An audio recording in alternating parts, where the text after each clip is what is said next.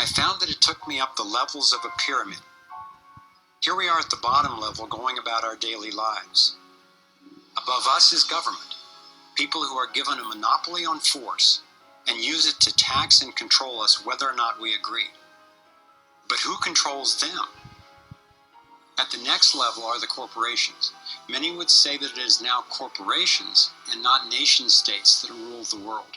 They call it a corporatocracy. To acquire the world's resources and control the markets, this corporatocracy must have access to cheap money. The big corporations get their loans at special rates from the big banks, which means that those who control the major banks, the moneyed elite, ultimately control the corporations. As I've followed the money, I've learned that almost everything I once believed about money is simply not true. It's interesting how few questions we actually ask about very everyday things, like when we go into a bank and we ask for a loan of, say, $50,000, £50,000, what actually happens? You see, most people live their lives based on a kind of vague image of what happens.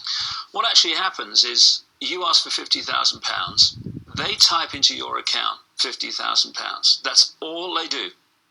They don't mint any coins, they don't print any money, they don't move any precious metal anywhere. They just put £50,000 into your account on a computer screen.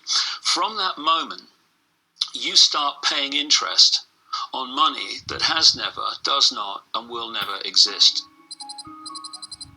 It turns out that banks actually have about 9 times as much money loaned out as they have on reserve in their vaults. This is possible because of what's referred to as fractional reserve lending. The way it works is that the Federal Reserve, or the central bank in any country, is legally allowed to determine the amount a bank must have on reserve. In the US, it's currently around 10%. So if you deposit $10,000 into the bank sets aside 10%, or $1,000, and then loans out the rest of your money.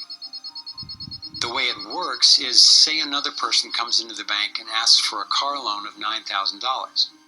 At this moment, the bank loans out the $9,000 from your original deposit. It isn't there anymore.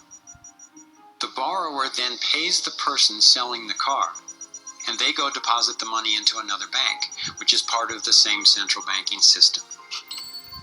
This $9,000 is treated as a new deposit, and the process continues.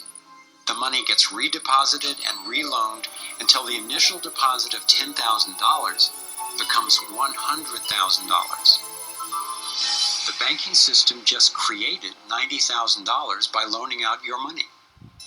Apparently it began with the goldsmiths in the 17th century, when people were trading in gold. Gold was heavy to carry around, so people stored the actual metal in vaults and traded receipts instead.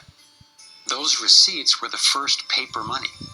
Since only a few people would withdraw their gold at any given time, the vault owners, basically the new bankers, began creating receipts for more metals than they actually held.